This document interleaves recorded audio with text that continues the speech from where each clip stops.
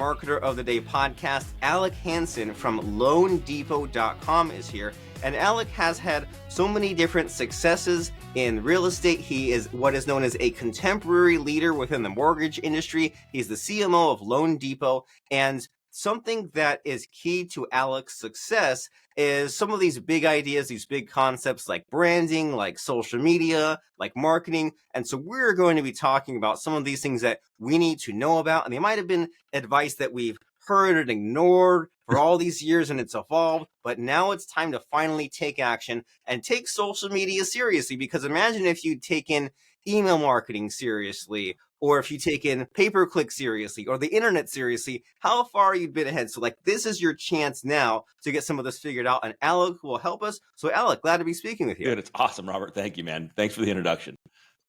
You're very welcome. And so we hyped you up a little bit, but in your own words, what's your passion? What's your focus? What gets you super excited and hyped up lately?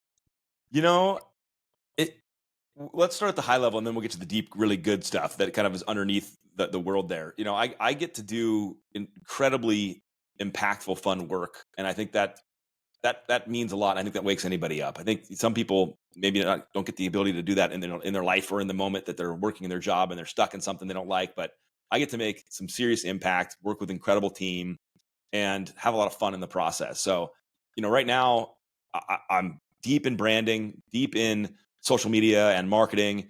And so that's the world I'm kind of living in. Well, wonderful. And so what do those things mean? When we talk about branding and marketing, Sure. they mean different things to different people, but what are your goals or your daily activities?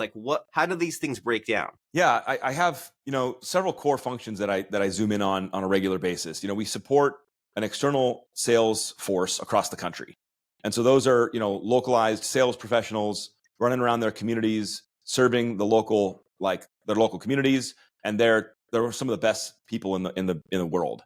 We also have a very large national digital brand, and so we're intercepting and talking to digital customers, and we're working with those people on a day-to-day basis.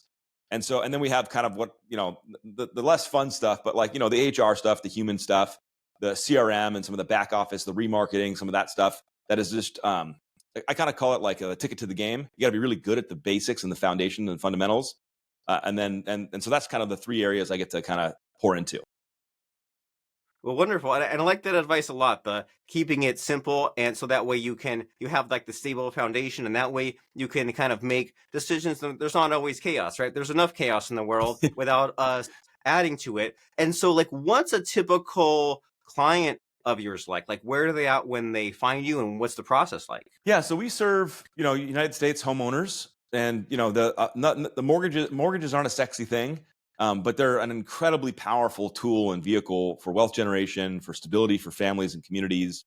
And they're unique in the United States in the fact that we have 30-year mortgages as opposed to adjustables that kind of move around all the time and create more instability. So it's not the sexiest thing, but it's a life-changing thing. And so we get to serve people that are pursuing that in their life.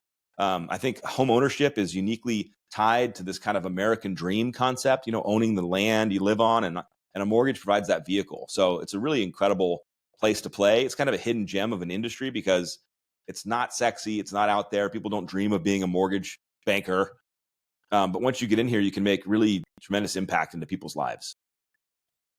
I love that. And there's always some, even the most boring, dull ideas on the surface, you can always find a fun story to it, right? Absolutely. You can find kind of the magic, or when you create the content and get people excited. And so do you have any fun stories along those lines? As far as figuring out the marketing messaging, making mortgages sexy, did you struggle with it at first? Was it kind of an ongoing journey? Did you see what others were doing? How did you develop the kind of the social following, the storytelling, all those fun things? Yeah, I think it's always evolving, and I don't think you ever I think people that get into a trap to a degree when they think they've figured it out, and because the world's moving, like you mentioned that comment about getting into email early, or getting into keyword early, or getting it all these things, these radical changes have moved throughout our ecosystems. And so you got to constantly be working on that. I think today, I think the modern, or the consumer of today, the human of today, is just really done being marketed to. I think they're done with the catches and the gotchas and the emails and the calls. I think they want to be served in unique ways. I think they want to kind of self-educate. I think they want to go on their own path and have more control of the process. And so, kind of what our strategy is try to be relevant, hang out where the people are hanging out, and then speak in the language that they want us to speak in. So it looks a lot more like education than like, here's our value prop, or here's our best pricing. And it kind of seeks to more to like building relationships than it does to kind of like selling. And I think that's a helpful insight, right? Because I think we all deal with this of going back and forth and saying like, well, am I going to be the nice guy and all I do is give out this free information, but they don't get any sales, or am I going to be the hard seller? And like, I was even thinking this morning that like that sort of mindset that made a lot more sense when it was just email marketing, right? When Mhm. like someone opens their inbox and like your email is like the only thing they see. Maybe they thought about your email from like 2 weeks ago, Yep. maybe not. But then if they go to your Instagram or your TikTok, they scroll through, right? They go to your website, they're clicking through all these blog posts. So it's like it's not just about the most recent posts anymore, right? And 100%. so if you were giving all this value before, maybe they see what your latest thing is and they find this other sort of stuff. And so do you give any thought into this sort of output? Like, do you have a quota of like how often you put out the content, or do you say like sometimes I'll do the selling versus the teaching, or like what's kind of your like deliberate thought process? Yeah. So like the best frame up I've heard of kind of like finding your voice and strategy in this that I like the best is from Gary Vaynerchuk, where he talks about this jab, jab, jab, right hook concept, where the Oh yeah. jab is the value and the education and just give and give and give. And the right hook is kind of this like, come like this, the sale, or like, come use me. Like, I gave all this free stuff, but I'm still here doing mortgages. Like, call me. And so I feel like there's this correct balance of trying to provide that value, but also reminding people that we're damn good at what we do, and we want to help in this process too. It's not just give you the value and you're on your own.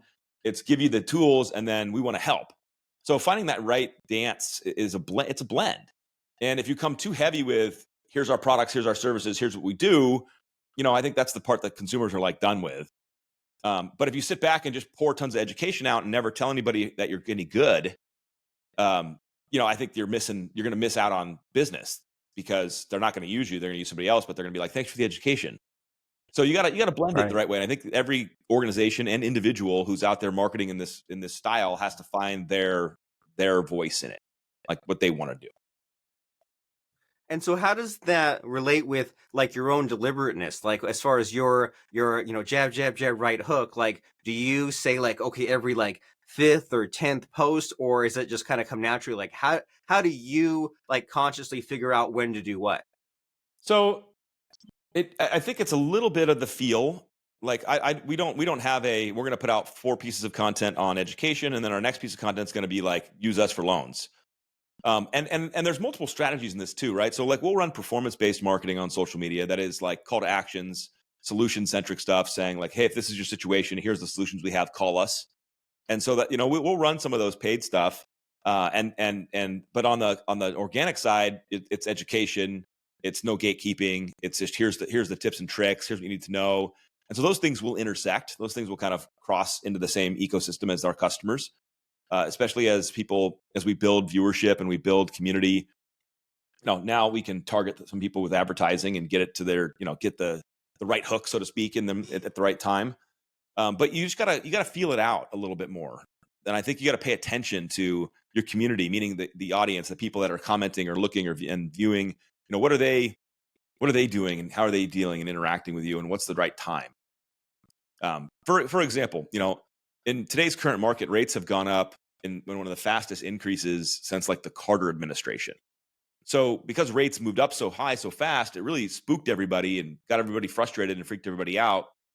And they haven't been coming down. And so there's lots of people who are kind of frustrated, feeling like they're priced out of the market. So like coming to people and hammering them with a message like now's a good time to buy, rates are low, they're going to be like you're an idiot. But at the same time, if you look historically at interest rates, they're historically super low, but that's not the context that anybody's living in. So you got to maybe approach it from a different angle to deliver your message the right way. Yeah, like I think I saw. I mean, you're making me flash back to some of this content I've seen from mortgage Sure. people, real estate agents, and like I think I saw some kind of table that was like they were saying like, well, in 1974 the rate was like 14%, and then they showed how like the Great Recession it went down like pretty Yep. low, and then the pandemic went low again, and I think they said it was like went out like 7%, but like compared to pandemic, of course it's high, but compared to the 70s, it's super low. And so it's like for some reason that kind of table like sticks out in my mind. And so with all of the kind of like this experimentation that you're mentioning, Yep. right, and kind of like be living in it, so that way you can see what the response is, see what the pain is. Is there any sort of like marketing or campaign or posting that like really stands out for you? Is there anything that like really excited you or that you're proud of as far as your marketing? Yeah, it's the stuff that shows the empathy for what our target audience or our potential customers are feeling. Having that awareness of, let's use your example, Robert, of like rates in the 70s, right? Um, Really, that's a good perspective to have. Now, but most people are gonna be like, dude, I wasn't even alive in the 70s. I don't care. And so it's how do you share that perspective without being, kind of obtuse about it, or and that's the kind of angle that where I get most proud when we deliver that messaging the right way, and we share perspective the right way, and we don't pander or make anybody feel crazy, then we win. And we do that a lot with our content. We work really hard to make sure that it's on that line. And sometimes if we misstep, trust me, the community is going to tell you. They're going to comment. They're going to be all Right. over you, and you're going to learn real quick. Right. And I mean, and with your metrics, like they don't even have to tell you, right? Just if Yes. you don't get the likes that you used to, or the views or the reach, you have the data even telling you, even if the people won't. And so as far as like where to be, right? Like the platforms, where to post, are you the kind of guy that's like post anywhere, or do you focus on like, LinkedIn, TikTok? I know it's different for different industries, but just as far as like what you're doing in your company and your kind of your mortgage space and your kind of nationwide sales team, like what do you like as far as the social platforms and where you like to hang out? So that's a great question, and I get excited about it because it's people are sleeping on certain platforms or have their weird paradigms or about certain platforms, and they view them incorrectly. And honestly, it's you got to hang out where the people are hanging out. That's the core part of this. So people are like, "Oh, TikTok is for kids," and I'm like, "Dude, people said Facebook was for kids." Like, you got to stop with your own bias, and you just got to go and be a student and pay attention and learn.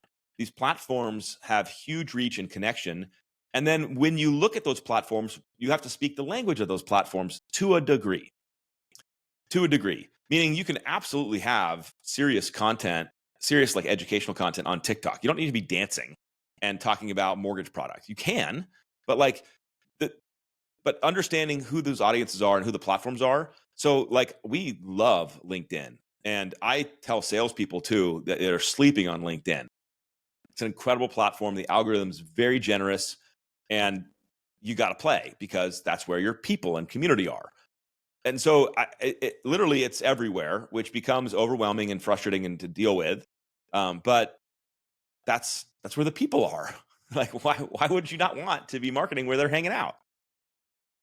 Right. And this is like Gary V 101, right? That just like the go where the attention is and overcome your own biases, negativity, emotion, your own hangups about TikTok or Instagram or whatever. If they're there, then why not go where they are already at? And I'm right there with you. Like I love LinkedIn. With the Messenger, I talk to 100 plus people a day. Every Yeah, morning I go in and I'm like, hey, who needs responding to? Who are the new people? fantastic. And then yeah, and then every time I look at my feed on LinkedIn, I learn something, and I end up like clicking into some kind of article, like literally every time. It's like what Facebook used to be for me, right? Yep. Like before, like because with Facebook, it was like at first I went there and learned stuff, and then it turned into like all of this people resharing stuff. Like the memes took over for a while, so I unfollowed that and I followed all the news. And then one of these presidential elections, the news just took over again, so I unfollowed the news. And now I just go in there, and it's like it's come full circle for me. Like I just look on Facebook to see like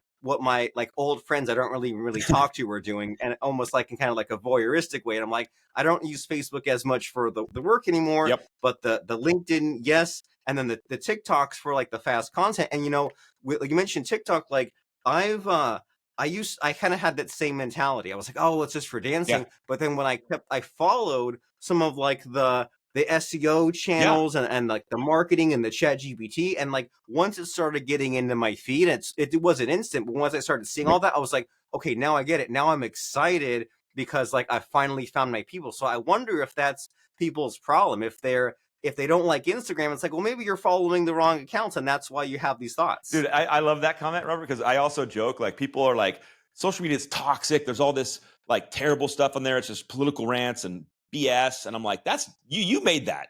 You built that community. Like that you must like that stuff because that's what you're engaging with, watching, following, connecting to. You made a great comment. Like, you go clean that up, you go connect to the right people, you go correct your whole algorithm and feed's going to change, and you're going to be filled with positivity and other great stuff around you. That's a huge insight. Yeah, and it's like a mirror of life. It's like you hang around the bad parts of town, the negative people. Of course, like that will infect you. But then if you go and like go to the Boys and Girls Club, or like hang out with like friends that are uplifting and positive and do nice things, then that will like make you feel good. So of course the same is true on social media. It's a mirror of that. And then so the big question though is like how to make money, right? And you mentioned about like the different kind of engagement campaigns, like flow them into leads. So what do you have to say? Because like a lot of this what we're talking about are like dissolving the objections, right? So the objection of, oh, I don't want to spend all this time on social media. If they're like, well, I get that there's the attention, but how do I convert that into money? What do you say to someone like that? Yeah. So in our business, let me go from the individual salesperson all the way up to like a corporation level. So an individual salesperson who's trying to generate business for themselves, when we really start breaking it down and we talk through it, they have an understanding that in order to get more business, they need more relationships and influence. And the more relationships and influence they have with the people they want to serve and do business with, the more business opportunities they're going to have. And so they normally inherently understand that. And so we go, great. So you need relationships and influence. You need people to know you, like you, and trust you. Got it. Fantastic. So let's look at these social platforms. What is the opportunity to have people know you, like you, and trust you? And you start to realize that there's some really easy strategies to start building out tactics inside these platforms. So like number one is make sure that you go and connect to all the people that you want to build relationships and influence with. So, some mortgage professionals, it's realtors, home builders, it's their past clients, it's their friends, it's their family, it's their sphere of influence, all that stuff, right? So go find them because they're on these platforms and make sure you're connected to them. And then what's their pain points? What do you uniquely solve? What are their issues they're facing? What are their concerns in the market? What are the things that you can speak to in your expertise that can be helpful to those people? And now we start developing a content strategy. Oh my God. And now we start putting out messaging and information. And then we have to frame up frequency and what matters on each platform. And the reality is the more that you post on these platforms, with the higher level of frequency, the more micro impressions you're going to be making on the community you're trying to influence. And shockingly, as that stuff happens over time, people decide if they like you. They're definitely going to know you, and they're going to decide if they like you. And if they don't, they're going to block you, mute you, all that fun stuff. But you're not going to know, and you're not going to care. And you probably don't want to work with that person anyway if they don't like you. Sounds like a bad fit. But on the flip side of that, the people that do start to like you and appreciate you, you're building trust every day by showing up with consistency. You're expanding your relationships every day by being in their feed and hanging out. You're being helpful and not annoying. It's a big differentiator. There's a lot of people on social media who are annoying because they talk about how great they are and they humble brag all day. And everyone hates that person. But if they're out there being helpful, you turn around 6 months, a year, 2 years, you can see the snowball effect of this kind of growth strategy. And all of a sudden they turn around and their business is radically transformed. Now, if you zoom back up to a corporation level, it's the same principle. It doesn't really change. You might change a little bit in your strategy or your messaging, um, but all of a sudden you realize it's the same game. It's this know you, like you, trust you mission. And if you're firm on who you are and understand what you provide, and you can stay in that spot and you can be helpful and empathetic, you can win. And so I just feel like people misunderstand these platforms, and they're like, "Oh, these are just for political rants and cat memes." And I'm like, could be, or they could be tools for human connection, and they're free, and everyone's on them. So it's like, oh my God, go figure it out. Right. Like how much easier do you need it to be? Like it's free, everyone's on them, and sure there's competition, and sure there's a little bit of strategy to figure out, but it's you haven't had this opportunity before. And I feel like, when you do a podcast and you make like the 30 and 60-second clips, I feel like we're gonna need to make like that 3 or 4 minutes right there, because what you said right there with that kind of social media crash course, Yeah. that was very helpful. That was perfect, right? It's this idea that like, well, you want to increase this circle, right, of your influence and your sales and people banging down your door. And the way to do that is to increase this other circle of like your social reach. Yep. And it's going to be like a very much like law of averages, right? It's a data problem, not an anecdote problem. It's not like you make the post and someone knows you and that leads to this. It's like it's going to be this kind of long-term thing. And so you're saying that you look at the people first, right? You add the connections to the people that you've known or want to Yep. know, then look at their pain, then that leads you to the content, and then that leads you to like more of the mechanics of like, okay, well, how will I find the time to do it? Where will I Totally. post? When will I post? How often? All those little details and stuff like that. And then you're saying and there's like a little bit of the nuance there of speaking to their pain and not bragging about yourself. But then you repeat and you get this more dialed in, and you do this over time, and then you grow your reach, and it leads to all these other things. But this is like a habit where you need to pick this up. You need to do Yeah. this. This needs to be a part of your company. And how can we motivate people to do this, especially in the mortgage space? Because we've dissolved all these objections, right? We've given all this kind of plan. But if someone says, well, this whole plan sounds good, I'm not sure I'll just be able to do it. Like, what do we say to those like last minute naysayers? No, they're not even the last minute naysayers. It's a lot of people, man. It's a lot of people, because just like you said, that little like rant I went on, everyone tends to understand that when you really break it down. And I mean, I've coached, I've ran large sales organizations before I was CMO. Like when you sit down and you're like, let's just roadmap this. Everyone's like, I agree. The more reach and influence and relationships I have, the more business opportunity I'm going to get. Like I see the path, Alec, that was perfect. I got it. And then I'm like, great, let's just turn this camera on. And they're like, whoa, just slow down. Because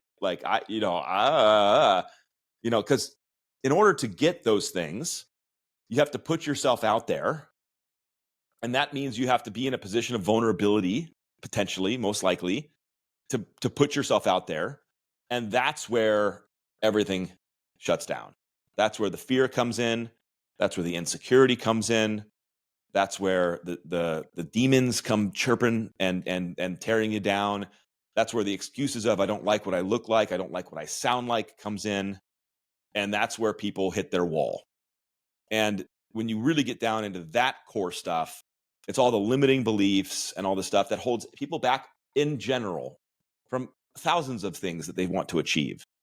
Because in sales and marketing, you have to be out there connecting and moving and shaking, and people they get stuck there. So I honor it. I bump into it. I see it all the time. And I'm the captain of insecurity, so I understand it as much as anybody else in the world does. I have huge insecurities. And so but all those things just limit your capacity for success. And so now you're on this like I mean, I hate to say it so like spiritually, but now you're on this like journey to get comfortable in your skin, to identify who you are and what you really think, and deal with the fact that not everyone's going to like you, and really like that's the journey at the end of this marketing conversation that people, that's where everyone lands. So it seems like it's all about getting outside of your comfort zone and doing new things, dealing with the delayed gratification, overcoming the irrational fear, and just like doing a lot of things that don't really make they don't fully make sense until later, right? Like even Yeah. what we're doing here, right? We're two dudes, we're in a room on our own, not even looking at each other, looking up at the web camera, two guys on a screen. It's kind of like a weird thing that doesn't make sense, but then later on when it's done, you're like, hey, we made a connection, we got the podcast episode, we got traffic, we got all these like Yep. social assets. It makes sense later, but in the moment you're like, a lot of this is just weird stuff that doesn't make sense. So it seems like we need to get over that and pick up some better habits and just power through it and get the tools we need, like the advice, the social Yeah. media, positivity, and possibly like a mentor or support system, so that we can kind of like stay accountable to our goals and do all these things, all this kind of motivational self-help that maybe we've heard it so many times, but did we really take it seriously? Or now that Mr. Alec Hanson is here, kind of giving it to us straight, now we can really like take it in and say, hey, this is the 536th time that I've heard this, and now I'm finally it's gonna click. I'm gonna take it seriously. And so, where do you come in with this? Like, you're big in the mortgage space and in marketing and branding. So if someone says, "Man, Alec had some like really great advice. I took like 2 pages of notes by listening to him," and they want to find out more about you, they want to connect. How do they know if they're a right fit for you, and what do they do as far as making that connection with you? Yeah, I mean, look, first of all, if I can help in any way with their own brand journey or their own social journey, just follow me on any platforms and hang out and ask questions and direct message and all that fun stuff. If you need a loan, we're the best damn mortgage company in the world, so we'd love to help you get a loan and get a mortgage, or educate you and at least give you some information on what you do. But Robert, what I really like to leave with is when people understand that this is important and they start to build a plan and then they hit that wall of insecurity and fear and all that stuff, my biggest piece of advice is to fall back on your purpose. And if you really do have a purpose to help people, and that with your product and with your service or whatever you're trying to do, and a lot of mortgage professionals really have that in their soul. They want to help people with their product and services, and that can give you the strength to get outside of your own BS and insecurities and go out and help people. And so, it's always about falling back on that purpose and that why, because it can help you get out of yourself, out of your own head, and then stop caring what you look like and sound like, because nobody else does. They don't care. They care what they look like and sound like. They don't care what you look like and sound like. So it's just that's my last piece of advice that I hope that somebody hears on this, is just to get out of their own way, go back to your purpose, and go out and help other people. I like that so much. And right after this call, my Spider Bound notebook is downstairs, but I'm gonna go grab that. I'm gonna get a pen. I'm gonna write down what my purpose is in sentence form. I've written it before, but it's been a while, and it helps. There's no harm in the repetition there, so that we have, like you said, you have that to fall back on when the little bumps in the road, right? Oh, I don't like what I sound like. That's not a business breaking, deal breaking issue. Like, I mean, you look at a lot of the people that are on social media, they are normal, they are average, and we kind of want that, right? We don't want That's right. the super polished, looking super good. No. We just want the real authenticity. Yep. So it just seems like yet another excuse, and it's okay to have excuses, but if you start letting that drive your life, maybe it's time to kind of course correct that. And so, as far as a next step, a call to action, as loandepot.com a good place to go if they're, like you said, sometimes they're there for marketing advice to find you on social, but as far as if you're the best damn mortgage company, as you say, loandepot.com, is that the place to Yeah, go? absolutely. We have branch networks all across the country. We have contact centers that people can get on digitally to talk to anybody they want. We're on all the social platforms, putting out education and information on mortgages. And so just, find us any way that you prefer, and we'll hang out with you. Very nice. And at the very least, sometimes when I'm like, hey, I really like what this guy is doing, follow Alec on social. That way you can even just get an idea of what he's talking about here, because here we are talking about posting short videos with like captions and this frequency, and that's just details. But when you see about if Alex is in your feed every day, and you're like, hey, there's all the teenagers dancing, and that's okay, but Alec has given me some real details. Like, that's a guy you should be following on social media if you like what he does, if you want to be more like him, you want to see what it's all about. That's Alec, last name Hanson, like the band Hanson. Find Alec Hanson on social media and loandepot.com. And as we wrap up, wind down our conversation here, Alec, I like to kind of put my guest on the spot and ask one final quote or lesson. You've given us so many, but just as far as like really just making us feel like you want to chug 5 gallons of coffee and run 10 miles around the block, what comes to mind as far as a fun quote or lesson to end our conversation? Well, I'll tell you, 6 years ago when I started my own journey in social to build a brand and to share my viewpoint, I can't even imagine how it has transformed my career and my life in ways that are just game changing. And I want that for other people.